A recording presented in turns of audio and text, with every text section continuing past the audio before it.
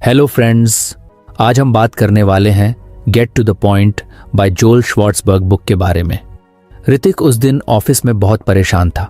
उसकी नई जॉब थी और नई जिम्मेदारियों के साथ ही उसे जल्दी ही अपनी टीम के सामने एक प्रेजेंटेशन देना था। पहली बार कोई बड़ा काम उसे मिला था तो वह इसे पूरी लगन से करना चाहता था। लेकिन समस्या यह थी कि उसके पास कहने के लिए बहुत कुछ था, पर समझ नहीं आ रहा था कि इसे एक बेहतर तरीके से कैसे प्रस्तुत करें। उसके पास कई आइडियाज थे, ढेरों टॉपिक्स थे, लेकिन वो सब किसी स्पष्ट दिशा में नहीं जा रहे थे। हर बार जब वह अपने नोट्स तैयार करने बैठता तो उसकी बातें कुछ समय बाद बिखरने लगती थीं। उसे अपने ही शब्दों में तर्क और वजन की कमी महसूस होती। उसके टीम लीड ने उसे बस एक सलाह दी थी, पॉइंट पर आओ, बाकी लोग आपकी बात को तभी समझेंगे जब आप खुद उसे पूरी तरह समझोगे। ऋतिक को बात समझ में तो आई, पर उसे ये नहीं पता था कि उसे अपने आइडिया को कैसे संक्षेप में पिरोना है। वह ऑफिस की लाइब्रेरी में कुछ समय बिताने का सोचा। शायद कोई किताब, कोई लेख या कोई भी चीज उसकी उलझन सुलझा सकती थी। वह लाइब्रेरी में घूमा और किताबें पलटते हुए उसकी नजर एक किताब पर पड़ी, get to the point, sharpen your message and make your words matter, जो कि जोएल श्वार्ट्जबर्ग ने लिखी थी। उसके कवर पर ही बड़े अक्षरों में लिखा था शार्पन योर मैसेज, और ऋतिक को लगा शायद यही वो चीज है जो उसे चाहिए। उसने किताब उठाई और लाइब्रेरी के कोने में बैठकर पहले पन्ने को पढ़ना शुरू किया। पहले ही अध्याय में उसे किताब का असली मकसद समझ में आने लगा। किताब का पहला लेसन था understand the essence of a point. इस लेसन में श्वार्ट्जबर्ग ने समझाया था कि एक पॉइंट और टॉपिक में क्या अंतर है। अक्सर लोग टॉपिक्स को पॉइंट समझने की गलती कर बैठते हैं और अपनी बात को साफ तरीके से नहीं कह पाते। असल में एक पॉइंट ऐसा होना चाहिए जिसमें आप कुछ ऐसा कहें जो तार्किक हो, जिसमें एक मूल्य हो।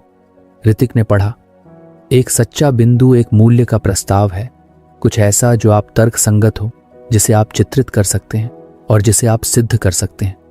इसका मतलब ये नहीं था कि जो भी विचार हो उसे बस कह दिया जाए, बल्कि उसे ऐसा बनाना चाहिए कि वो अपने आप में पूर्ण और गहरे अर्थ वाला हो। ऋतिक को लगा, यही तो गलती कर रहा हूं। मैंने सोचा कि मेरे पास कई टॉपिक्स हैं और शायद वो काफी होंगे, लेकिन अब समझ आ रहा है कि टॉपिक्स और पॉइंट्स में क्या फर्क है। टॉपिक बस एक विचार है, जबकि पॉइंट वह विचार है जिसे आप प्रूव कर सकते हैं, जिसे आप साबित कर सकते हैं। वह याद करने लगा कि वह अपने प्रेजेंटेशन में कितनी बार बस इधर उधर की बातें जोड़ता चला गया था, पर वो किसी एक चीज पर फोकस नहीं कर पा रहा था। श्वार्ट्जबर्ग ने यह भी समझाया कि एक सच्चा पॉइंट अपने आप में एक प्रॉब्लम का सॉल्यूशन होता है, जिसे आप इलस्ट्रेट कर सकते हैं और साबित कर सकते हैं। ये बहुत महत्वपूर्ण है, क्योंकि यदि आप कुछ ऐसा कहते हैं जिसमें कोई वजन नहीं है तो लोग उसे महत्व नहीं देंगे। किताब का यह लेसन पढ़कर ऋतिक को अपनी गलती समझ में आने लगी थी। उसने महसूस किया कि उसकी बातें खाली शेल्स की तरह थीं, जिनमें कोई जान नहीं थी, कोई असली मैसेज नहीं था। उसका प्रेजेंटेशन भी बस कुछ रैंडम थॉट्स की तरह बनता जा रहा था, जिसमें कोहेरेंस की कमी थी। वह अब समझने लगा था कि उसे अपने प्रेजेंटेशन को एक क्लियर पॉइंट के इर्द गिर्द सेंटर्ड करना होगा, ताकि सुनने वाले लोग उसकी बात से जुड़ सकें। उसने मन में ठान लिया कि अब वह अपने प्रेजेंटेशन को एक पुख्ता पॉइंट पर केंद्रित करेगा, ताकि उसका मैसेज प्रभावशाली और स्पष्ट हो सके। किताब को पढ़ने के बाद वह अपने डेस्क पर लौटा और उसने अपने पुराने नोट्स को फिर से देखा। उसके पास ढेर सारी जानकारियां थीं, कई आर्ग्यूमेंट्स थे, लेकिन अब उसने अपने हर आर्ग्यूमेंट को एक क्लियर पॉइंट में बदलने की कोशिश की। उसने किताब से सीखे हुए इनसाइट्स का इस्तेमाल करके अपनी बात को कंसाइज और फोकस्ड बनाने की कोशिश की। जैसे ही उसने काम शुरू किया, उसे अपने प्रेजेंटेशन के लिए एक सेंट्रल आइडिया मिला, उसका कोर पॉइंट। यह पॉइंट एक साधारण स्टेटमेंट था, लेकिन उसमें गहराई और सार था। वह खुद को महसूस कर रहा था कि यह सच में एक पॉइंट है और उसे दूसरों तक पहुंचाना है। पहले उसकी सोच में उथल पुथल थी, पर अब क्लैरिटी आ चुकी थी। उसने अपने पॉइंट को तार्किक और सुसंगठित तरीके से बांधना शुरू किया। अगले कुछ दिनों तक ऋतिक ने किताब को और गहराई से पढ़ा और श्वार्ट्जबर्ग के इनसाइट्स का अपने प्रेजेंटेशन में उपयोग करने की कोशिश की। उसने अब जाना कि असली कला सिर्फ शब्दों में नहीं है, बल्कि उस एक पॉइंट को खोजने और फिर उसे साधने में है। प्रेजेंटेशन के दिन ऋतिक के अंदर आत्मविश्वास था, क्योंकि अब उसके पास एक सशक्त पॉइंट था जो हर सुनने वाले के लिए मीनिंगफुल और वैल्यूएबल था। उसने अपना प्रेजेंटेशन शुरू किया और पहले ही वाक्य में उसने अपना कोर पॉइंट प्रस्तुत कर दिया। अब वह किसी रैंडम बातों में नहीं भटका, बल्कि हर वाक्य उसके मेन पॉइंट को प्रूव करने की ओर बढ़ता गया। ऋतिक को महसूस हुआ कि श्वार्ट्जबर्ग का लेसन सिर्फ प्रेजेंटेशन तक ही सीमित नहीं था, ये जिंदगी के हर पहलू में काम आता है। हम कई बार अपने विचारों को लेकर कंफ्यूज रहते हैं, क्योंकि हमें ये नहीं पता होता कि हमें असल में कहना क्या है। हमें बस टॉपिक्स का अंदाजा होता है, लेकिन एक सॉलिड पॉइंट नहीं होता। उसने खुद से कहा, शायद आगे चलकर जिंदगी में जब भी मुझे अपनी बात कहनी होगी, मैं पहले इस बात पर गौर करूंगा कि मेरी बात का असल पॉइंट क्या है, तभी मैं उसे ठीक से कह पाऊंगा। इस तरह से ऋतिक का जीवन बदलने लगा। अगर आपको हमारी फ्री समरी अच्छी लगती है तो आप हमारे चैनल को सब्सक्राइब कर सकते हैं, हमारी मेंबरशिप खरीद सकते हैं या हमें यूपीआई के थ्रू सपोर्ट कर सकते हैं। अब समरी पर वापस चलते हैं। उसे एक किताब ने उसे न सिर्फ प्रेजेंटेशन स्किल्स सिखाई, बल्कि उसे एक नया नजरिया भी दिया। ऋतिक का प्रेजेंटेशन सफल रहा था। उसकी टीम मेंबर्स और बॉस ने उसे तारीफों से नवाजा और ऋतिक को यह समझ में आ गया कि अगर आपकी बात में क्लैरिटी और एक मजबूत पॉइंट हो तो उसे कम्युनिकेट करना भी उतना ही आसान हो जाता है। पर उसकी जर्नी यहीं खत्म नहीं हुई। ऋतिक की जिज्ञासा और बढ़ गई थी। उसने श्वार्ट्जबर्ग की किताब में आगे के लेसन भी पढ़ने का फैसला किया ताकि वह इस स्किल में और बेहतर हो सके। ऋतिक ने किताब के दूसरे लेसन को पढ़ना शुरू किया, जिसका शीर्षक था identify and strengthen your point. इसमें श्वार्ट्जबर्ग ने लिखा था कि एक अच्छा कम्युनिकेटर वही होता है जो अपना मेन पॉइंट क्राफ्टिंग से पहले पहचान लेता है। सिर्फ ये जानना काफी नहीं है कि आपको क्या कहना है, बल्कि ये भी जरूरी है कि आपका मैसेज ताकतवर और प्रभावशाली हो। यह सीख ऋतिक को गहरे तौर पर छू गई। उसे अब समझ में आने लगा था कि उसका पहला लेसन पॉइंट और टॉपिक के अंतर को समझना सिर्फ शुरुआत थी। अब उसे अपने पॉइंट को और मजबूत बनाना था। ऋतिक किताब पढ़ते पढ़ते रुक गया और सोचने लगा कि अब वह जो भी बातें कहेगा उनमें एक ताकत होनी चाहिए। श्वार्ट्जबर्ग के मुताबिक एक स्ट्रॉन्ग पॉइंट वही होता है जिसे लोग आसानी से न सिर्फ समझ पाएं बल्कि उसे याद भी रखें। इस बात ने ऋतिक को और प्रेरित किया। उसे लगा कि शायद पिछली बार उसने एक पॉइंट तो बनाया, पर उसमें वो मजबूती नहीं थी जिसे वो चाहता था। उसे यह भी समझ में आया कि कई बार हमारे विचारों में गहराई तो होती है, पर हम उसे सही तरीके से एक्सप्रेस नहीं कर पाते। इस बार ऋतिक ने एक और नई चुनौती खुद के लिए तय की। वह अपना अगला प्रेजेंटेशन बनाएगा, पर इस बार उसका पॉइंट और भी अधिक मजबूत और इम्पैक्टफुल होगा। श्वार्ट्जबर्ग ने किताब में बताया था कि एक मजबूत पॉइंट बनाने के लिए सबसे पहले अपनी बात की क्लैरिटी पर ध्यान देना जरूरी है। ऋतिक ने अपने जीवन की दूसरी घटनाओं को भी याद किया, जब वह अपनी बात को एक्सप्रेस करने में चूक गया था। उसे याद आया कि कैसे उसने कई बार दोस्तों के बीच में अपने तर्क दिए थे, पर वो उतने कंपेलिंग नहीं थे जितना वो चाहता था। श्वार्ट्जबर्ग ने यह भी कहा था कि अपना मेन पॉइंट पहचानने के बाद ही किसी मैसेज को क्राफ्टिंग करना चाहिए, ताकि उसमें फोकस और क्लैरिटी रहे। ऋतिक ने किताब में आगे पढ़ा कि जब एक बार आप अपना मेन पॉइंट पहचान लेते हैं तो उसे मजबूत बनाने के लिए उस पर मेहनत करनी पड़ती है। श्वार्ट्जबर्ग ने सुझाव दिया था कि यह काम करने के लिए आप खुद से कुछ सवाल पूछ सकते हैं, जैसे क्या यह पॉइंट लिसनर्स के लिए रेलेवेंट है? क्या मैं इसे तर्कसंगत तरीके से प्रमाणित कर सकता हूं? क्या इसमें ऐसा कुछ है जिसे लोग आसानी से याद रख सकें? इन सवालों ने ऋतिक की सोच को और भी दिशा दी। ऋतिक ने मन में ठान लिया कि अब वह अपने पॉइंट को खुद से पूछे गए इन सवालों के जरिए और मजबूत करेगा। उसने अपनी पर्सनल डायरी में कुछ पॉइंट्स लिखने शुरू किए और उन पर विचार किया कि क्या उनमें वाकई में कोई ऐसा सार है जो दूसरों को प्रभावित कर सके। उसने महसूस किया कि जब आप अपने पॉइंट को इस तरह एनालाइज करते हैं तो आपकी सोच और भी साफ हो जाती है। अब वह किसी भी टॉपिक पर तुरंत बोलने से पहले अपने मेन पॉइंट को स्ट्रेंथन करने की कोशिश करता था। कुछ दिनों बाद ऋतिक को एक और अवसर मिला कि वह अपने बॉस के सामने कुछ महत्वपूर्ण बातें रख सके। उसे एक नई रणनीति पर अपने विचार देने थे और इसे लेकर वह उत्साहित था। इस बार उसने श्वार्ट्जबर्ग के लेसन को ध्यान में रखकर पहले अपने मेन पॉइंट को अच्छी तरह आइडेंटिफाई किया। उसने खुद से पूछा, क्या उसका पॉइंट कंपनी की ग्रोथ के लिए प्रासंगिक है? क्या वह अपनी बात को उदाहरणों के साथ समझा सकता है? क्या इसमें ऐसा कुछ है जो बॉस और टीम के लिए याद रखने लायक होगा? इन सवालों का जवाब सोचते ही उसे क्लैरिटी मिल गई और उसने तय किया कि इस बार उसका प्रेजेंटेशन सिर्फ एक प्रेजेंटेशन नहीं बल्कि एक मजबूत और इम्पैक्टफुल मैसेज होगा। जब प्रेजेंटेशन का दिन आया तो ऋतिक ने पहले ही अपनी बातें कंसाइज और क्लियर तरीके से तैयार कर ली थी। उसने पहले ही डिटरमिन कर लिया था कि उसका कोर मैसेज क्या होगा और उसे कैसे बेस्ट तरीके से पेश किया जाए। इस बार उसकी बातों में केवल जानकारी नहीं थी बल्कि एक सशक्त मैसेज था जो टीम के लिए रेलेवेंट और समझने में आसान था। जैसे ही वह अपनी बात खत्म कर रहा था, उसने टीम के कुछ लोगों के चेहरों पर संतोष देखा। हर कोई उसकी बात को समझ रहा था और उसे लेकर सहमति भी जता रहा था। ऐसा लग रहा था कि इस बार उसकी बातें सिर्फ सुनी नहीं जा रही थी बल्कि उन्हें समझा भी जा रहा था। ऋतिक ने महसूस किया कि अब वह सिर्फ बातें करने के लिए बातें नहीं कर रहा था बल्कि उसे समझ आ गया था कि अपनी बात को कैसे मीनिंगफुल और इम्पैक्टफुल बनाया जा सकता है। श्वार्ट्जबर्ग के दूसरे लेसन से उसे बहुत कुछ सीखने को मिला था। अब उसे यह एहसास हुआ कि किसी भी मैसेज को इम्पैक्टफुल बनाने के लिए उसे खुद ही अपनी बात को और बेहतर बनाना होगा।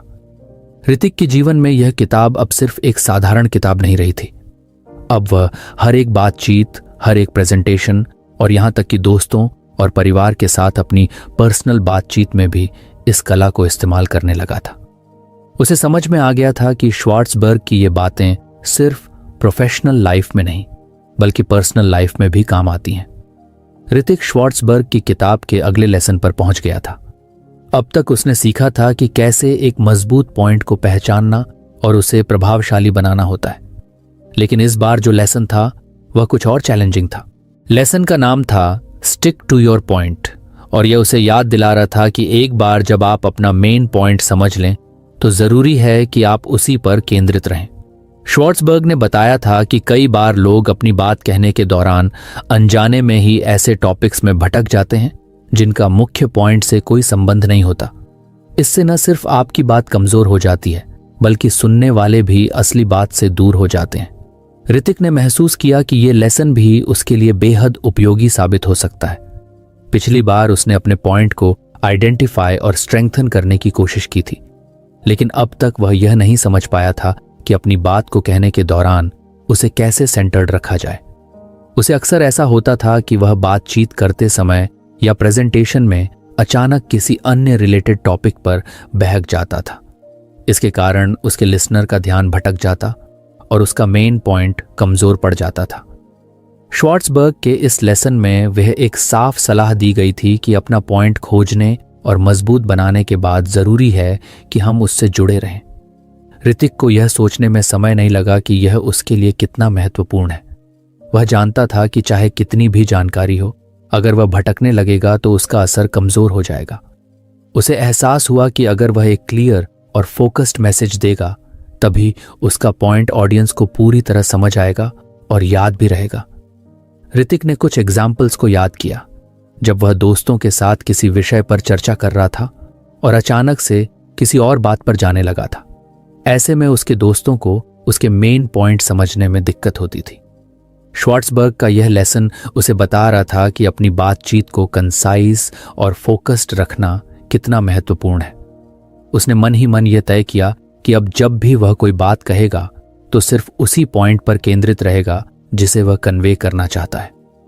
कुछ दिनों बाद ऋतिक के ऑफिस में एक इंपॉर्टेंट मीटिंग थी जहां उसे एक नई प्रोजेक्ट के बारे में अपने सुझाव रखने थे। यह उसके लिए एक और मौका था कि वह श्वार्ट्जबर्ग की सिखाई बातें लागू कर सके। उसने अपने प्रेजेंटेशन की तैयारी शुरू की और ध्यान दिया कि उसका मेन पॉइंट क्या है। वह जानता था कि उसे इस प्रोजेक्ट की फीजिबिलिटी पर चर्चा करनी है, लेकिन साथ ही कई अन्य सब टॉपिक्स भी उसके दिमाग में घूम रहे थे। पर इस बार उसने ठान लिया था कि वह उन सभी अतिरिक्त बातों में नहीं भटकेगा। प्रेजेंटेशन के दिन उसने एक गहरी सांस ली और सबके सामने खड़ा हुआ।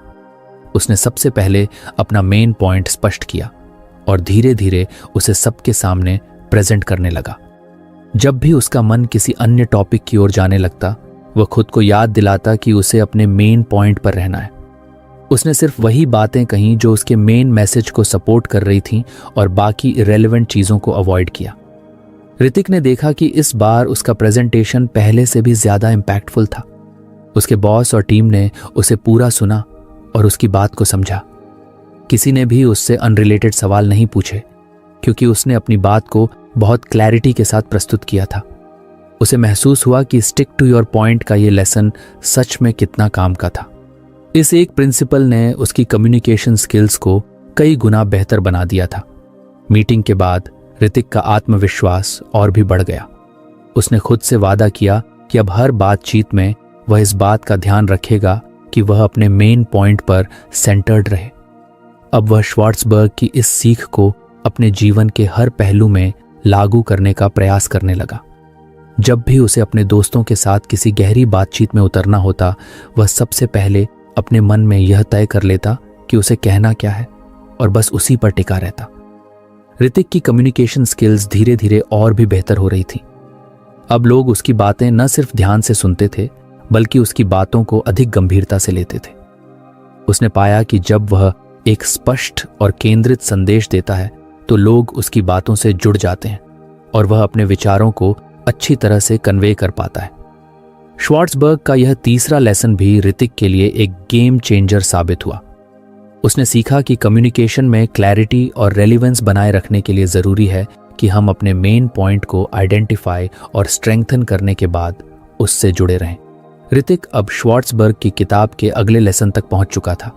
उसने अब तक यह सीख लिया था कि एक सशक्त पॉइंट को कैसे आइडेंटिफाई करना है, उसे स्ट्रेंथन करना है और अपनी बात को कंसाइज और रेलिवेंट रखते हुए उसी पॉइंट पर स्टिक करना है। इन सब ने उसे एक अच्छे कम्युनिकेटर के रूप में ढालना शुरू कर दिया था। अब वे अपनी बात को कॉन्फिडेंट और फोकस्ड तरीके से कह पाता था। लेकिन किताब का अगला लेसन था सेल योर पॉइंट इफेक्टिवली, जो शायद उसकी सारी सीखों में से सबसे चैलेंजिंग था। श्वार्ट्सबर्ग का कहना था कि एक पॉइंट को केवल कह देना काफी नहीं होता, बल्कि उसे अपने ऑडियंस तक इस तरीके से पहुंचाना जरूरी होता है कि वे न केवल उसे समझें बल्कि उससे इमोशनली और इंटेलेक्चुअली जुड़ें भी। ऋतिक के लिए यह एक नई बात थी। वह अब तक यह समझ चुका था कि क्लैरिटी और फोकस होना जरूरी है, लेकिन एक इम्पैक्टफुल मैसेज देने के लिए जरूरी है कि आप अपनी बात को इस तरह से पेश करें कि सुनने वालों को लगे कि ये बात उनके लिए भी रेलिवेंट और मीनिंगफुल है। श्वार्ट्सबर्ग ने सुझाव दिया था कि अपने पॉइंट को सेल करने का मतलब है उसे एक ऐसे तरीके से पेश करना कि लोग उससे जुड़े महसूस करें।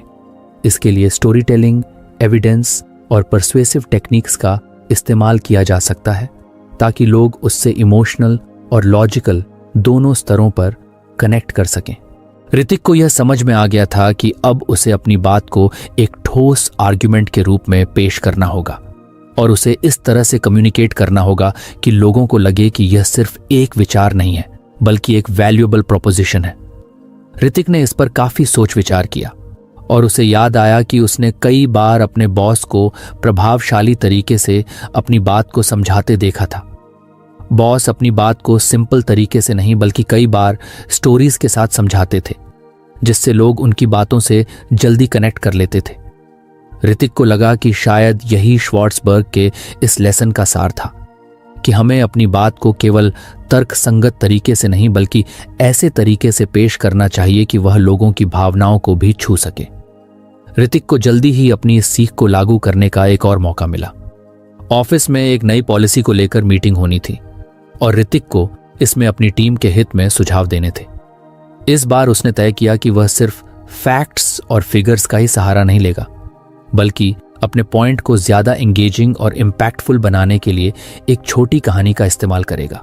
मीटिंग के दिन उसने अपनी बात कुछ इस तरह शुरू की। मैं आप लोगों को एक छोटा सा किस्सा सुनाना चाहता हूं। मान लीजिए एक टीम है जो बहुत मेहनती है, लेकिन उनके पास क्लैरिटी नहीं है कि आखिरकार उनके गोल्स क्या हैं। वे बहुत मेहनत करते हैं, लेकिन उनकी मेहनत का असर कम दिखता है क्योंकि उनकी दिशा साफ नहीं है। अब इसी टीम को अगर एक क्लियर विजन और उद्देश्य दिया जाए तो वे कितनी प्रोडक्टिव हो सकती हैं, इसका अंदाजा आप खुद लगा सकते हैं। फिर उसने अपनी बात को कनेक्ट किया कि कैसे यह नई पॉलिसी उनकी टीम को एक क्लियर डायरेक्शन दे सकती है। उसने अपने पॉइंट को बस एक कोल्ड फैक्ट की तरह पेश नहीं किया, बल्कि एक रिलेटेबल कहानी के माध्यम से उसे समझाया। उसने देखा कि उसकी इस अप्रोच का असर बहुत गहरा था। उसकी टीम के सदस्य उसकी बात से न केवल सहमत हुए, बल्कि उन्होंने उसे अपने पॉइंट को कम्युनिकेट करने के लिए भी अप्रिशिएट किया। ऋतिक को यह एहसास हुआ कि जब आप अपनी बात को रिलेटेबल तरीके से कहते हैं तो लोग उससे ज्यादा जुड़ते हैं। ऋतिक ने इस लेसन से एक और बात सीखी थी, और वो थी एविडेंस की ताकत। श्वार्ट्जबर्ग ने समझाया था कि अपनी बात को मजबूत बनाने के लिए सिर्फ इमोशन ही नहीं, बल्कि तर्क और प्रामाणिकता का भी सहारा लेना चाहिए। अगर आपके पास ऐसे तर्क या सबूत हैं जो आपके पॉइंट को सपोर्ट करते हैं, तो ऑडियंस को यकीन दिलाना आसान हो जाता है। अगली बार जब ऋतिक ने अपने पॉइंट को पेश किया, तो उसने कुछ ठोस डेटा और रिसर्च का भी इस्तेमाल किया। उसने देखा कि इस तरह से उसकी बात को और भी वजन मिला। अब लोग उसे सिर्फ सुनी सुनाई बातें नहीं मान रहे थे, बल्कि वे उसकी बातों पर भरोसा कर रहे थे। उसे अब महसूस हुआ कि एविडेंस के साथ अपनी बात को रखना कितना जरूरी है, क्योंकि इससे न केवल आपके पॉइंट का प्रभाव बढ़ता है, बल्कि आप एक क्रेडिबल और रिस्पॉन्सिबल कम्युनिकेटर भी बन जाते हैं। कुछ हफ्तों बाद ऋतिक की टीम को एक नई स्ट्रैटेजी इंप्लीमेंट करनी थी, और इस बार ऋतिक को अपनी टीम को कन्विंस करना था कि यह स्ट्रैटेजी उनके काम के लिए कितनी महत्वपूर्ण है। ऋतिक ने इस बार स्टोरी टेलिंग, एविडेंस और परसुएसिव टेक्निक्स को मिलाकर एक कंपेलिंग मैसेज तैयार किया। उसने सबसे पहले एक छोटी कहानी सुनाई कि कैसे एक छोटी सी गलती या बदलाव बड़ी समस्याओं से बचा सकता है। फिर उसने रिसर्च के साथ कुछ डेटा शेयर किया कि कैसे इस नई स्ट्रैटेजी से उनकी प्रोडक्टिविटी में सुधार होगा। अंत में उसने एक पर्सनल नोट ऐड किया, मैं जानता हूं कि हम सभी बहुत मेहनत करते हैं, और यही स्ट्रैटेजी हमारी मेहनत को और भी ज्यादा इफेक्टिव बना सकती है। ऋतिक की इस बात का असर हुआ। टीम में सभी को उसकी बात समझ में आ रही थी, और हर कोई इस बदलाव के लिए तैयार दिख रहा था।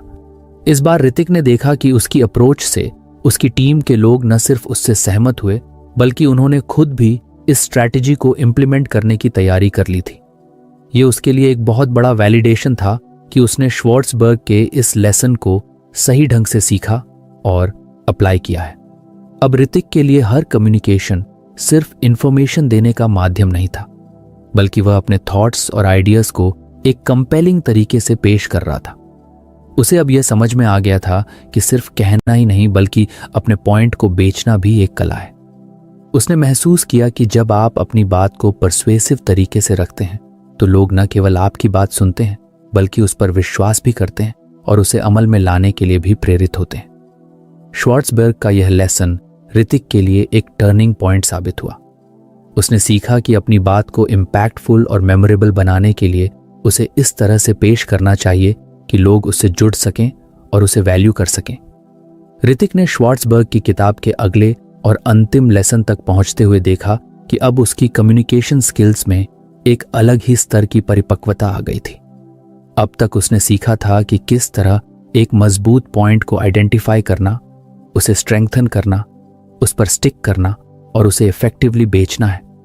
ये सब सीखने के बाद भी उसे महसूस हुआ कि कुछ ऐसा है जो उसे और मजबूत बनाएगा। श्वार्ट्जबर्ग का आखिरी लेसन यही था, प्रैक्टिस मेक्स परफेक्ट। इस लेसन ने उसे यह सिखाया कि किसी भी स्किल को निखारने का सबसे बेहतरीन तरीका है निरंतर अभ्यास। श्वार्ट्जबर्ग का मानना था कि कम्युनिकेशन भी किसी अन्य स्किल की तरह ही है, जिसमें एक्सपर्टीज हासिल करने के लिए नियमित अभ्यास की जरूरत होती है। उन्होंने लिखा था कि स्पीचेस या प्रेजेंटेशंस की रिहर्सल करने से आप अपने मटेरियल के साथ ज्यादा कंफर्टेबल हो जाते हैं, जिससे आपकी डिलीवरी में सुधार आता है और आपका मैसेज ज्यादा इफेक्टिवली पहुंचता है।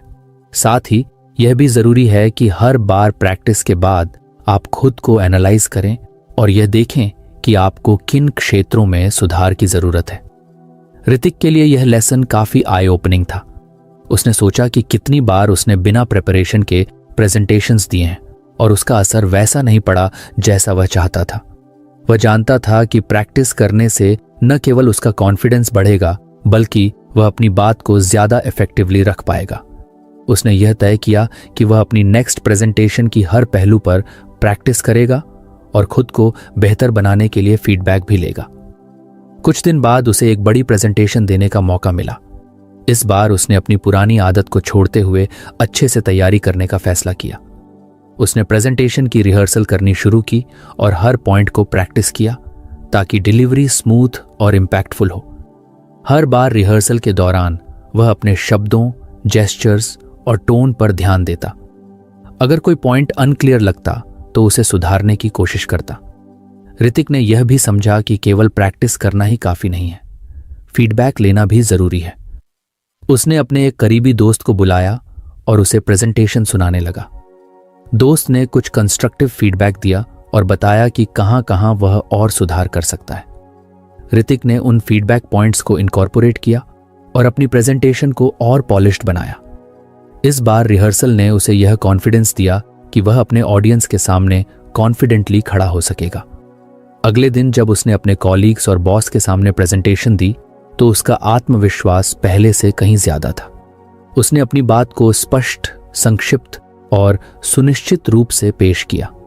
उसका डिलीवरी इतना प्राकृतिक लग रहा था जैसे वह सब स्पॉन्टेनियस कह रहा हो, लेकिन उसके पीछे प्रैक्टिस का ही असर था।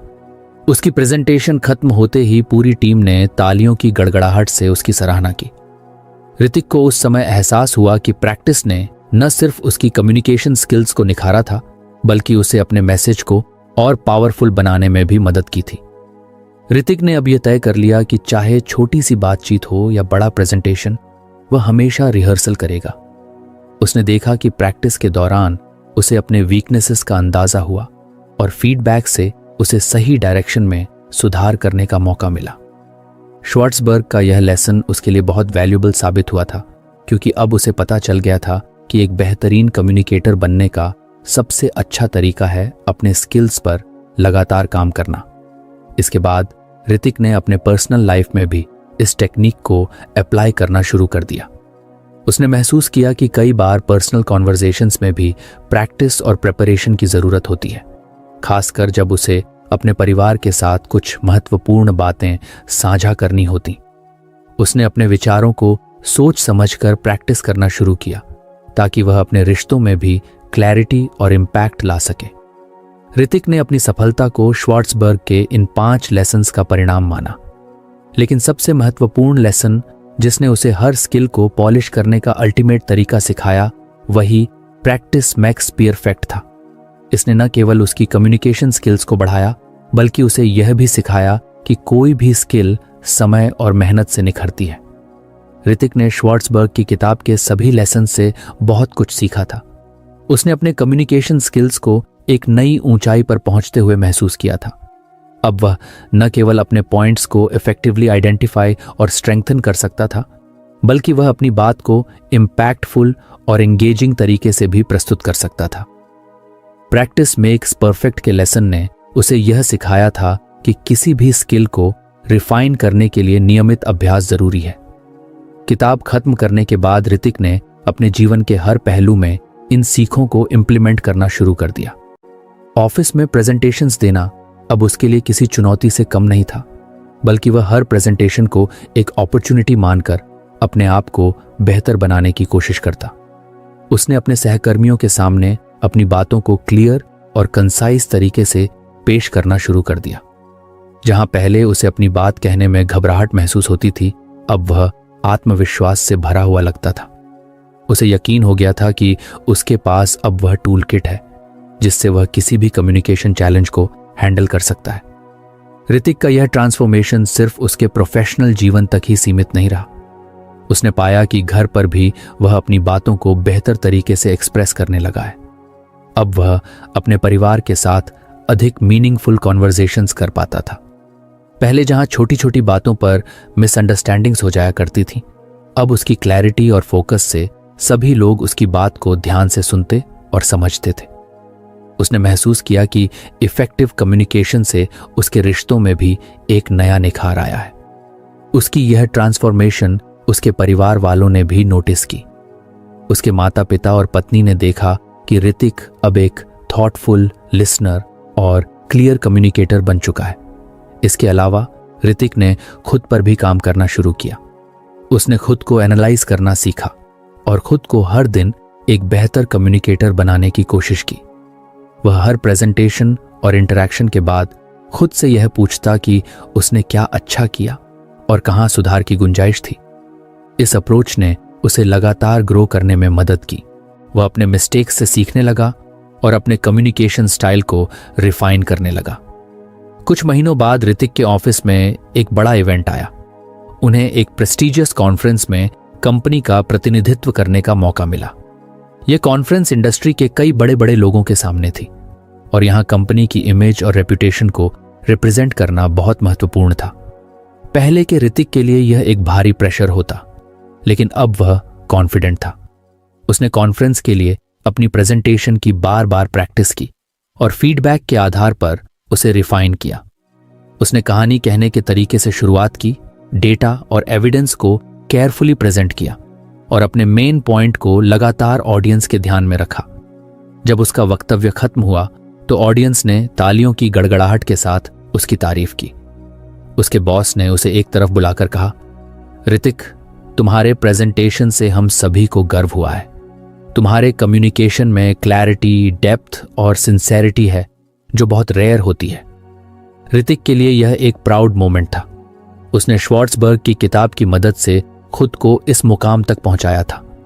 उसे यह एहसास हुआ कि उसने अपने कम्युनिकेशन स्किल्स को उस लेवल पर पहुंचा दिया है जहां वह किसी भी तरह की ऑडियंस के सामने अपनी बात को कॉन्फिडेंटली और इफेक्टिवली रख सकता है।